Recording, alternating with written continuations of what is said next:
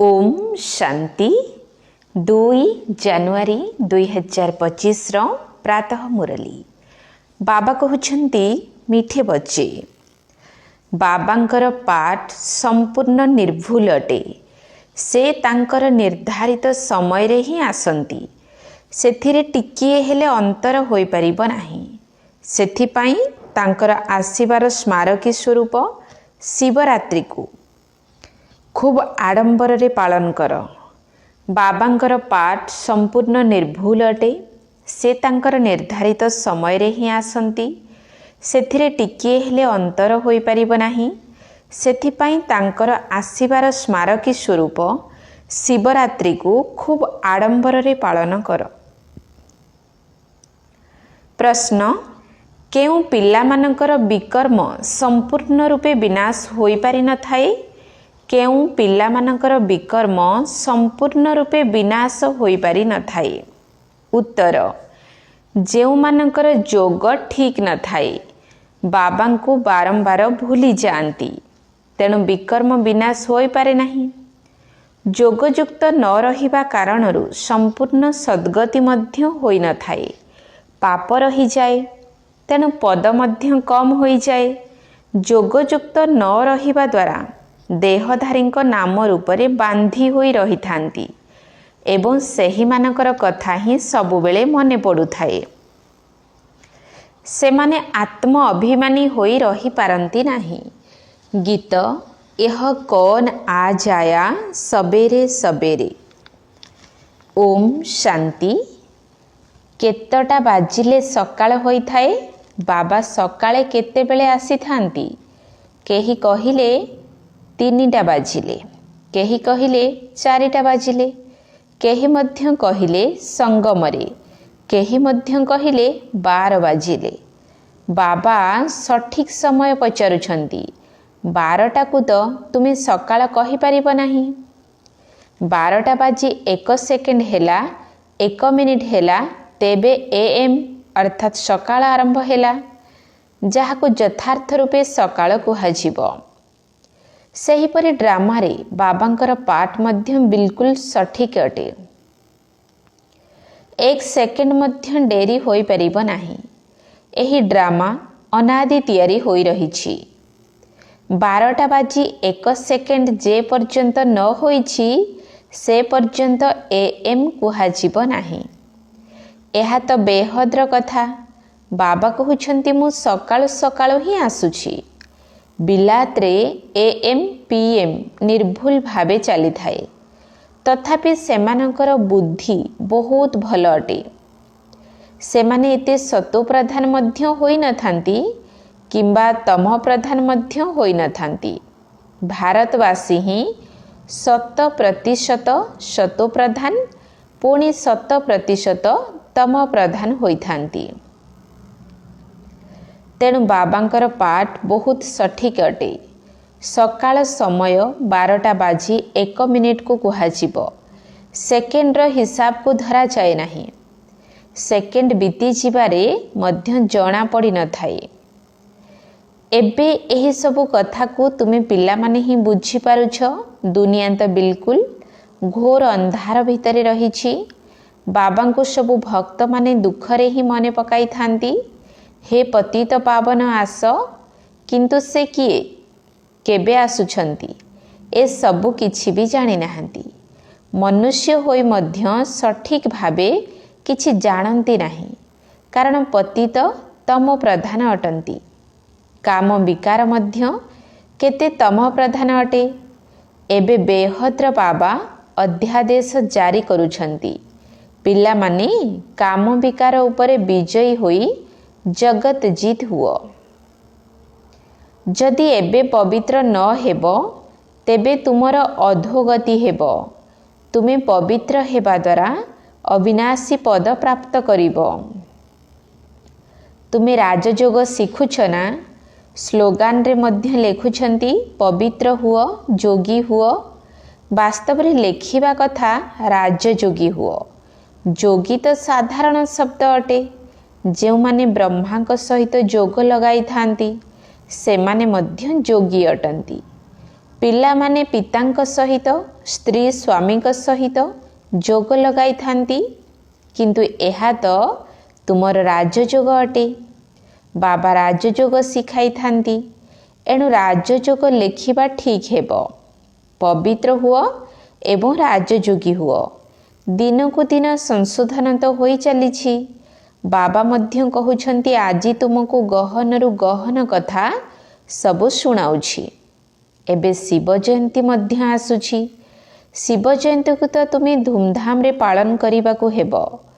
ଶିବ ଜୟନ୍ତୀରେ ତ ବହୁତ ଭଲ ଭାବରେ ସେବା କରିବା ଉଚିତ। ଯେଉଁମାନଙ୍କ ପାଖରେ ପ୍ରଦର୍ଶନୀ ରହିଛି ସମସ୍ତେ ନିଜ ନିଜର ସେଣ୍ଟରରେ କିମ୍ବା ଘରେ ପ୍ରଦର୍ଶନୀ ଲଗାଇ ଶିବ ଜୟନ୍ତୀ ଭଲ ଭାବରେ ପାଳନ କର ଏବଂ ଲେଖିଦିଅ ଶିବ ବାବା ଗୀତା ଜ୍ଞାନଦାତା ଅଟନ୍ତି। ସେହି ପିତାଙ୍କ ଠାରୁ ଅବିନାଶୀ ସମ୍ପତ୍ତି ନେବାର ଉପାୟ ଆସି ଶିକ୍ଷା କର। ଯଦି ସମ୍ଭବ ଲାଇଟ୍ର ସାଜସଜା କର। ସମସ୍ତଙ୍କ ଘରେ ଶିବ ଜୟନ୍ତୀ ପାଳନ କରିବା ଦରକାର। ତୁମେମାନେ ଜ୍ଞାନ ଗଙ୍ଗା ଅଟନା, ତେଣୁ ପ୍ରତ୍ୟେକଙ୍କ ପାଖରେ ଗୀତା ପାଠଶାଳା ରହିବା ଦରକାର। ଘରେ ଘରେ ତ ଲୋକମାନେ ଗୀତା ପାଠ କରିଥାନ୍ତି ନା। ପୁରୁଷମାନଙ୍କ ଠାରୁ ମଧ୍ୟ ମାତାମାନେ ଭକ୍ତି କରିବାରେ ଆଗୁଆ ଥାନ୍ତି। ଏମିତି ପରିବାର ମଧ୍ୟ ଅଛନ୍ତି ଯେଉଁଠାରେ ପ୍ରତିଦିନ ଗୀତା ପାଠ କରନ୍ତି। ତେଣୁ ସେହି ଘରେ ମଧ୍ୟ ଏହି ଚିତ୍ର ରଖିଦେବା ଉଚିତ। ଲେଖିଦେବା ଦରକାର ଯେ ଅବିନାଶୀ ପିତାଙ୍କ ଠାରୁ ଆସି ପୁନର୍ବାର ସମ୍ପତ୍ତି ନିଅ। ଏହି ଶିବ ଜୟନ୍ତୀର ପର୍ବ ବାସ୍ତବରେ ତୁମମାନଙ୍କ ପାଇଁ ପ୍ରକୃତ ଦୀପାବଳି ଅଟେ। ଯେବେ ଶିବ ବାବା ଆସନ୍ତି ସେତେବେଳେ ଘରେ ଘରେ ପ୍ରକାଶ ହୋଇଯାଏ। ଏ ଉତ୍ସବକୁ ବହୁତ ଦୀପ ଇତ୍ୟାଦି ଜଳାଇ ଆଲୋକିତ କରି ପାଳନ କର। ତୁମେମାନେ ପ୍ରକୃତ ଦୀପାବଳି ପାଳନ କରୁଛ। ବାସ୍ତବରେ ପ୍ରକୃତ ଦୀପାବଳି ତ ସତ୍ୟ ଯୁଗରେ ହିଁ ହେବ। ସେଠାରେ ପ୍ରତ୍ୟେକଙ୍କ ଘରେ ଆଲୋକ ହିଁ ଆଲୋକ ହେବ, ଅର୍ଥାତ୍ ପ୍ରତ୍ୟେକ ଆତ୍ମାର ଜ୍ୟୋତି ଜାଗ୍ରତ ହୋଇ ରହିବ। ଏଠାରେ ଅନ୍ଧକାର ଅଟେ। ଆତ୍ମାମାନେ ଆସୁରୀ ବୁଦ୍ଧିଯୁକ୍ତ ହୋଇଯାଇଛନ୍ତି। ସେଠାରେ ଆତ୍ମାମାନେ ପବିତ୍ର ହେବା କାରଣରୁ ଦୈବୀ ବୁଦ୍ଧି ରହିଥାଏ। ଆତ୍ମା ହିଁ ପତିତ, ଆତ୍ମା ହିଁ ପବିତ୍ର ହୋଇଥାଏ। ଏବେ ତୁମେ ୱର୍ଥ ନଟ୍ ଏ ପେନିରୁ ୱର୍ଥ ପାଉଣ୍ଡ ହେଉଛ, ଅର୍ଥାତ୍ ମୂଲ୍ୟହୀନରୁ ମୂଲ୍ୟବାନ ହେଉଛ। ସେଠାରେ ଆତ୍ମା ପବିତ୍ର, ତେଣୁ ଶରୀର ମଧ୍ୟ ପବିତ୍ର ମିଳିବ। ଏଠାରେ ଆତ୍ମା ଅପବିତ୍ର, ତେଣୁ ଶରୀର ଏବଂ ଦୁନିଆ ମଧ୍ୟ ଅପବିତ୍ର ଅଟେ। ଏହି କଥାକୁ ତୁମମାନଙ୍କ ଭିତରେ ମଧ୍ୟ ଅଳ୍ପ କେତେ ଜଣ ଅଛନ୍ତି ଯେଉଁମାନେ କି ଯଥାର୍ଥ ଭାବେ ବୁଝିଥାନ୍ତି ଏବଂ ସେମାନଙ୍କ ଭିତରେ ଖୁସି ରହିଥାଏ। କ୍ରମାନୁସାରେ ପୁରୁଷାର୍ଥ ତ କରୁଛନ୍ତି। ପିଲାମାନଙ୍କ ଉପରେ ଗ୍ରହର ପ୍ରଭାବ ପଡ଼ିଥାଏ। କେବେ କେବେ ରାହୁର ଗ୍ରହ ପ୍ରବେଶ କଲେ ଆଶ୍ଚର୍ଯ୍ୟ ଭାବରେ ବାବାଙ୍କୁ ଛାଡ଼ି ଚାଲିଯାଆନ୍ତି। ବୃହସ୍ପତିଙ୍କ ଦଶା ବଦଳି ଯାଇ ରାହୁର ଦଶା ପ୍ରବେଶ କରେ। କାମ ବିକାରର ବଶବର୍ତ୍ତୀ ହେବା ଦ୍ୱାରା ରାହୁର ଦଶା ପ୍ରବେଶ କରିଥାଏ।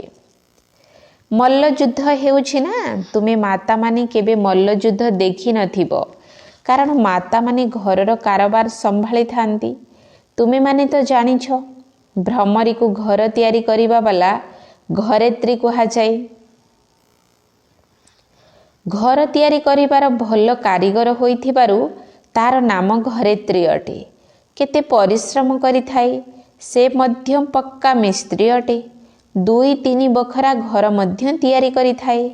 ଯେପରି ଭ୍ରମରୀ 3-4ଟି ପୋକକୁ ଧରି ତାର ବସାକୁ ନେଇ ଆସେ ଏବଂ ତାଙ୍କ ପାଖରେ ଭୁଁ ଭୁଁ କରିଥାଏ, ସେହିପରି ତୁମେମାନେ ମଧ୍ୟ ବ୍ରାହ୍ମଣୀ ଅଟ। ଚାହିଁଲେ ଜଣେ 2 ଜଣଙ୍କୁ କିମ୍ବା 10-12 ଜଣଙ୍କୁ, ଚାହିଁଲେ 100 କିମ୍ବା 500ଙ୍କୁ ମଧ୍ୟ ବାବାଙ୍କର ସନ୍ତାନ କରିପାରିବ। ମଣ୍ଡପ ଇତ୍ୟାଦି ମଧ୍ୟ ତିଆରି କରୁଛ। ଏହା ମଧ୍ୟ ଘର ତିଆରି କରିବା ସହ ସମାନ ଅଟେ। ସେଥିରେ ବସି ସମସ୍ତଙ୍କୁ ଭୁଁ ଭୁଁ କରୁଛ, ଅର୍ଥାତ୍ ଜ୍ଞାନ ଶୁଣାଉଛ। ପୁଣି କେହି ତ ଏହି ବାବାଙ୍କୁ ବୁଝିପାରି କୀଟ ଅର୍ଥାତ୍ ପତିତ ମନୁଷ୍ୟରୁ ବ୍ରାହ୍ମଣ ହୋଇଯାଉଛନ୍ତି।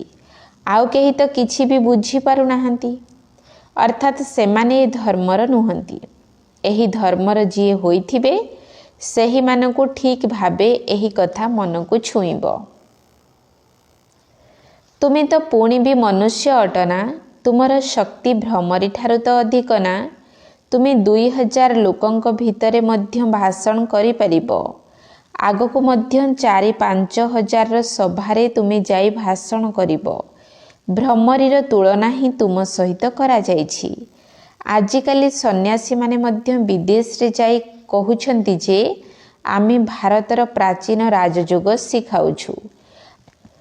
ଆଜିକାଲି ମାତାମାନେ ମଧ୍ୟ ଗେରୁଆ ବସ୍ତ୍ର ଏବଂ କୌପୀନି ପିନ୍ଧି ବିଦେଶକୁ ଯାଉଛନ୍ତି ଏବଂ ବିଦେଶୀମାନଙ୍କୁ ଠକି ଦେଇ ଆସୁଛନ୍ତି। ସେମାନଙ୍କୁ କହୁଛନ୍ତି ଯେ ଭାରତର ପ୍ରାଚୀନ ରାଜଯୋଗ ଭାରତକୁ ଯାଇ ଶିକ୍ଷା କର।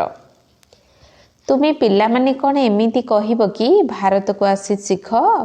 ତୁମେମାନେ ଯଦି ବିଦେଶକୁ ଯିବ ତେବେ ସେହିଠାରେ ହିଁ ବସି ଶିଖାଇବ ଯେ ଏହି ରାଜଯୋଗ ଶିକ୍ଷା କଲେ ହିଁ ତୁମର ଜନ୍ମ ସ୍ୱର୍ଗରେ ହେବ। ଏଥିରେ ବସ୍ତ୍ର ପରିବର୍ତ୍ତନ କରିବାର ଆବଶ୍ୟକତା ନାହିଁ।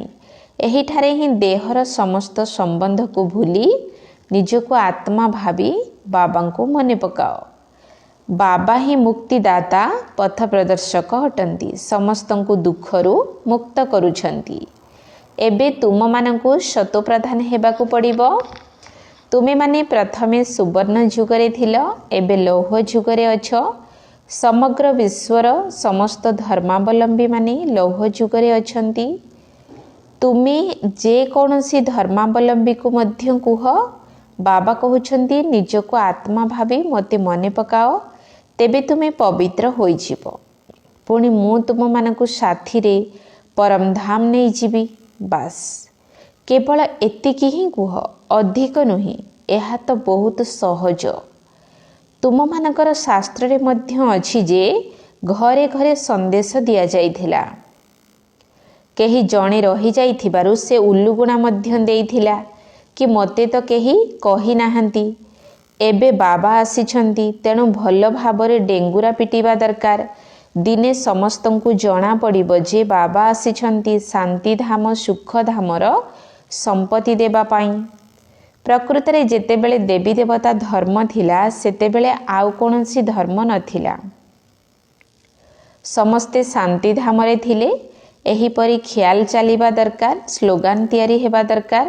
ବାବା କହୁଛନ୍ତି ଦେହ ସହିତ ଦେହର ସମସ୍ତ ସମ୍ବନ୍ଧକୁ ତ୍ୟାଗ କର।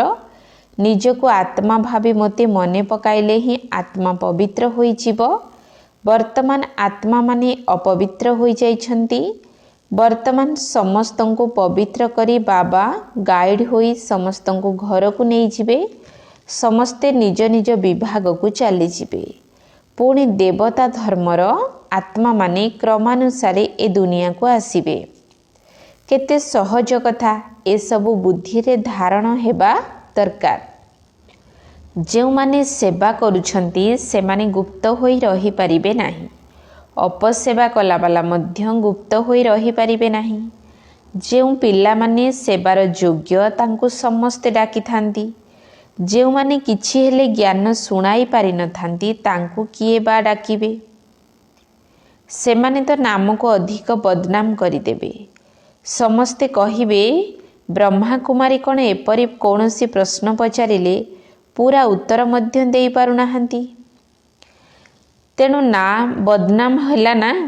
ଯେଉଁମାନେ ଶିବ ବାବାଙ୍କର ନାଁକୁ ବଦନାମ କରୁଛନ୍ତି ସେମାନେ ଉଚ୍ଚ ପଦ ପାଇପାରିବେ ନାହିଁ। ଯେପରି କେହି କେହି ଏଠାରେ କୋଟିପତି ଅଛନ୍ତି, ପଦମପତି ମଧ୍ୟ ରହିଛନ୍ତି। ଆଉ କାହାକୁ ଦେଖ ଭୋକରେ ମଧ୍ୟ ମରୁଛନ୍ତି। ଏପରି ଭିକାରୀ ମଧ୍ୟ ଆସି ରାଜକୁମାର ହେବେ।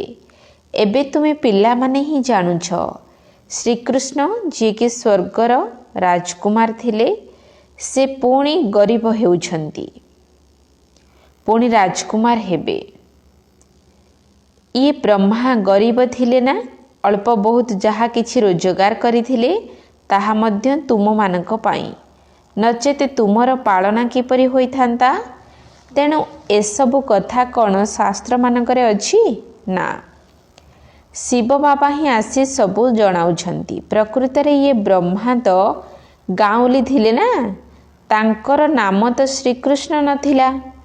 ଏସବୁ ଆତ୍ମାର କଥା, ତେଣୁ ଲୋକମାନେ ଭ୍ରମିତ ହୋଇଯାଉଛନ୍ତି। तेणु बाबा बुझाउछन्ति जे शिव जयंती अवसर रे प्रत्येक घरे घरे चित्र द्वारा सेवा कर। लेखि दियो कि अविनाशी पितांक ठारू 21 जन्म पाई स्वर्गर राजत्व 1 सेकेंड भितरे किपरि मिलुछि ताहा आसी बुझंतु। जेपरि दीपावली रे लोक माने बहुत दुकान खोली बसी थांती, तुमको पुणी अविनाशी ज्ञानरत्नर दुकान खोली बसिबाकू हेबो। दुकान मानकरे दुकान केते सुंदर सजासजी होइथिबो, जेमिति लोक माने दीपावली दिन दुकान करूछंती, तुमे सेमिति शिव जयंती रे कर। जेउ शिव बाबा समस्तंकर आत्मा दीप को जागृत करूछंती, तुम मानकु विश्वर मालिक करूछंती। सेमाने तो लक्ष्मी को विनाशी धन मागी थांती एवं एठी जगदम्बांक ठारू तुमको विश्वर राजत्व प्राप्त हेउछि। एही रहस्य ही बाबा बुझाउछंती। बाबा तो कौनसी शास्त्र धरी न थांती। बाबा कहउछंती मु ज्ञानर सागर अटे ना।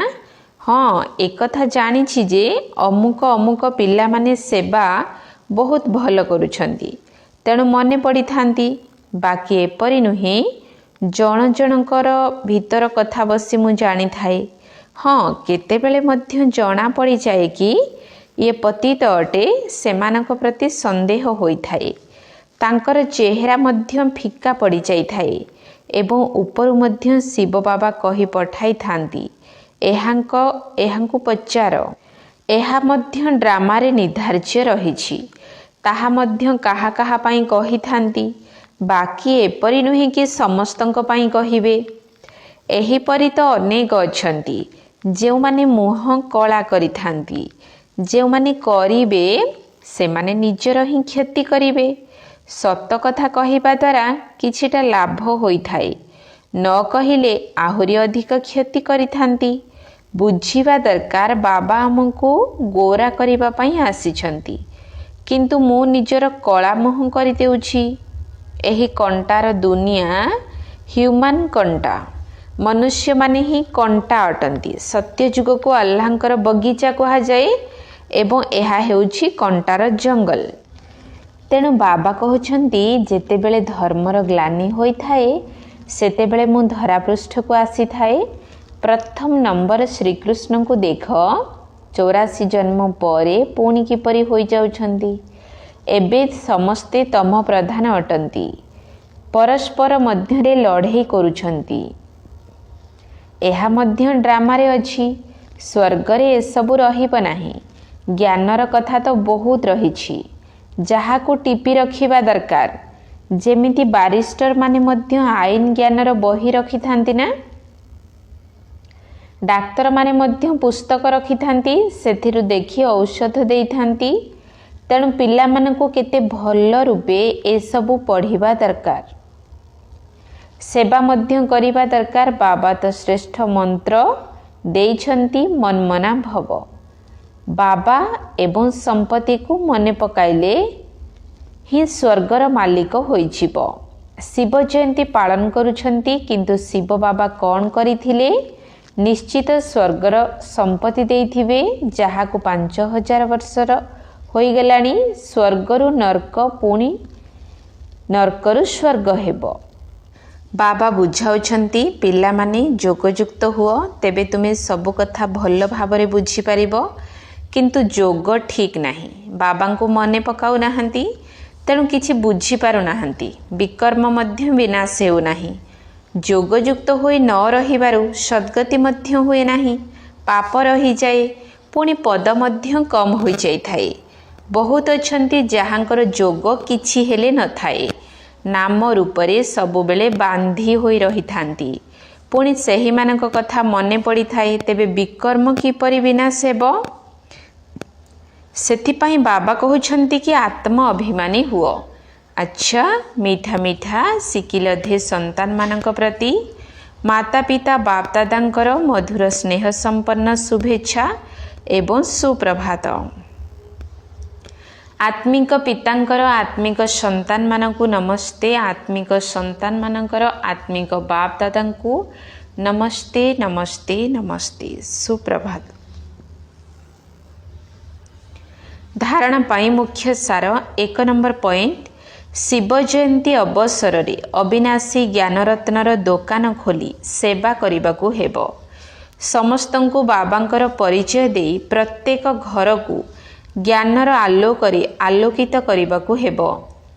शिव जयंती अवसर रे अविनाशी ज्ञानरत्नर दुकान खोली सेवा करने को हेबो। समस्तंकु बाबांकर परिचय दे प्रत्येक घर को ज्ञानर आलोकरे आलोकित करने को हेबो। 2 नंबर पॉइंट सत्य पिता सहित सत्यता पूर्वक रहिबा को हेबो। कौनसी विकर्म करी लुचाइबा उचित नुहे। एपरि जोगयुक्त हेबाकु पड़िबो जेपरि कौनसी पाप रही न जाए, कहार नाम रूपरे आकर्षित हेबार नाही। सत्य पिता सहित सत्यता पूर्वक रहिबाकु हेबो। कौनसी विकर्म करी लुचाइबा उचित नुहे। एपरि जोगयुक्त हेबाकु पड़िबो जेपरि कौनसी पाप रही न जाए, कहार नाम रूपरे आकर्षित हेबार नाही। वरदान मु पणियार चेतना को समाप्त करुथिबा ब्रह्मा बाबांक समान श्रेष्ठ त्यागी हुओ। मु पणियार चेतना को समाप्त करुथिबा ब्रह्मा बाबांक समान श्रेष्ठ त्यागी हुओ। संबंधर त्याग वैभव त्याग कौनसी बड़ कथा नुहे, किंतु प्रत्येक कार्य संकल्प मध्य अन्य मानक आगरे रखिबार भावना रखिबा अर्थात निजर मोपणिया को समाप्त करिदेबा, प्रथमे आपण करिबा, एहा ही हेउछि श्रेष्ठ त्याग। एहा को ही कुहा जाए निजर मोपणिया को समाप्त करिदेबा।